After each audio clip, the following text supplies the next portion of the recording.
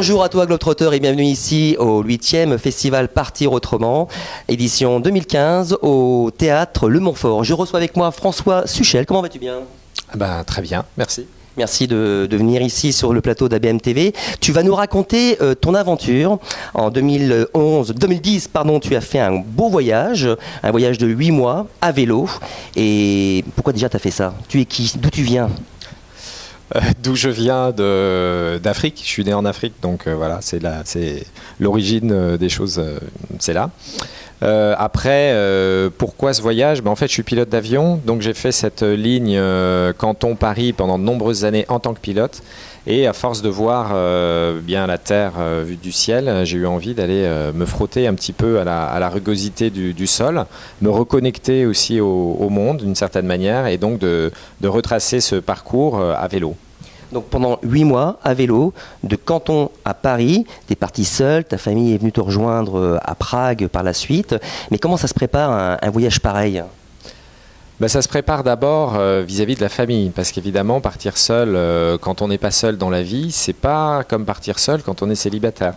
Donc la première phase de préparation, ça a consisté évidemment à envisager déjà la possibilité de partir seul, et puis voilà, faire accepter cette idée par ma famille.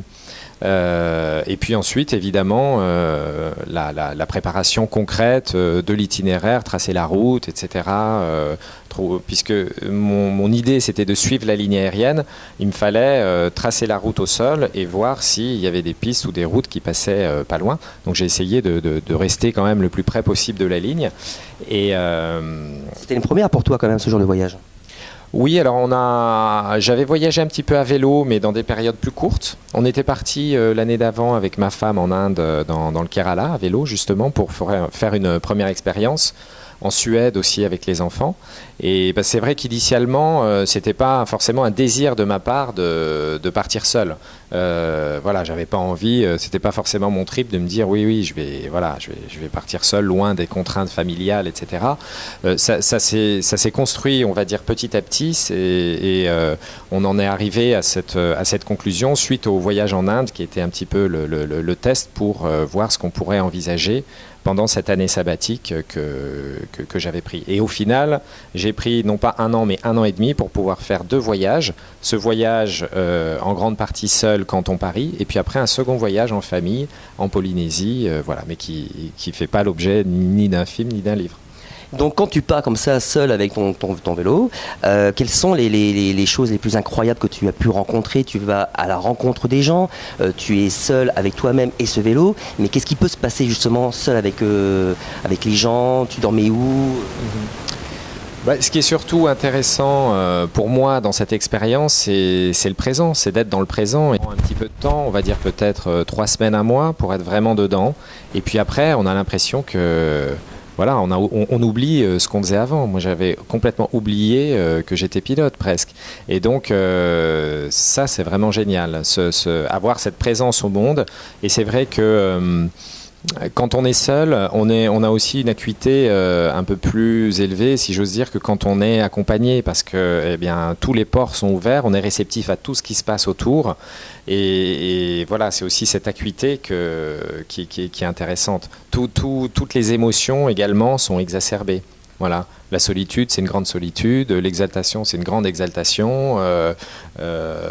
Voilà, donc c'est ce petit condensé de vie qu'on va chercher dans ce genre de voyage. Alors je suppose que justement tu es parti donc seul dans un premier temps de Canton à Prague, mais après à Prague, ta famille, tes 3 enfants et ta femme sont venus te rejoindre. Je pense que là c'est un deuxième voyage dans le voyage. Là du coup tu n'es pas seul. Et comment ça se passe justement avec les bambins ? Oui, là, ça change radicalement la problématique. C'est vrai que seul, comme je le disais, on est très réceptif et très poreux à tout ce qui se passe autour. En famille, l'essentiel de l'énergie est absorbé par la logistique, par le souci des uns et des autres. Bon, en plus, mon fils est diabétique, donc il y avait quand même cette surveillance et cette inquiétude au quotidien qu'ils ne fassent pas des grosses hippos, qu'ils ne tombent pas dans les pommes, etc. Et donc, évidemment, voilà, là, il y a une sorte de décalage de Swift de l'énergie. Imaginer où est-ce qu'on va dormir, prévoir, on va se dire, bon, on va faire à peu près tant de kilomètres, donc on devrait arriver près de cette forêt ou de ce lac, chercher un endroit, ne jamais manquer de nourriture, parce que, voilà, pour Noé et même les autres enfants, voilà. Et puis, on s'arrête toujours pour une chose ou un autre. Il y en a un qui met sa veste, il y en a un autre qui l'enlève, il y en a un qui a soif, il y en a un autre qui a faim, et donc ça n'arrête pas, quoi.